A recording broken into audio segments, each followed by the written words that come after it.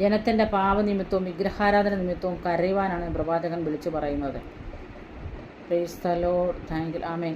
ജനത്തിൻ്റെ പാപനിമിത്തവും വിഗ്രഹാരാധന നിമിത്തവും നമ്മൾ ഏതിനെ കൂടുതലായിട്ട് സ്നേഹിക്കുന്നു അത് നമ്മുടെ ജീവിതത്തിലെ വിഗ്രഹമാണ്. പണത്തെ സ്നേഹിക്കുന്നു, അതോ നമ്മൾ സ്വർണത്തെ സ്നേഹിക്കുന്നു, അതോ നമ്മളുടെ ഡ്രസ്സുകളെ സ്നേഹിക്കുന്നു, അതോ നമ്മൾ കുടുംബജീവിതത്തെ സ്നേഹിക്കുന്നു, അതോ ഭാര്യ ഭർത്താവിനെ സ്നേഹിക്കുന്നു, ഭർത്താവ് ഭാര്യയെ സ്നേഹിക്കുന്നു, കൂടുതൽ ദൈവത്തെക്കാൾ മക്കളെ സ്നേഹിക്കുന്നു, മക്കളുടെ ജോലിയെ സ്നേഹിക്കുന്നു, അതോ സമ്പത്തിനെ സ്നേഹിക്കുന്നു, അതോ നമുക്ക് തന്നിരിക്കുന്ന ഭവനത്തെ സ്നേഹിക്കുന്നു. ഇതെല്ലാം ഒരു വിഗ്രഹമാണ് ദൈവജനമേ. വിഗ്രഹമാണെന്നുള്ള കാര്യം നാം ഒരിക്കലും മറന്നു പോകരുത്. വിഗ്രഹം, അതായത് നമ്മളെന്തിനെ കൂടുതൽ കർത്താവിനേക്കാൾ ഉപരിയായിട്ട് സ്നേഹിക്കുന്നു അത് നമ്മുടെ ജീവിതത്തിൽ വിഗ്രഹമായി തന്നെ തീരും. അതാണ് ഇതിനകത്ത് കാണുന്നത്, ജനങ്ങളുടെ പാപവും വിഗ്രഹാരാധനയും.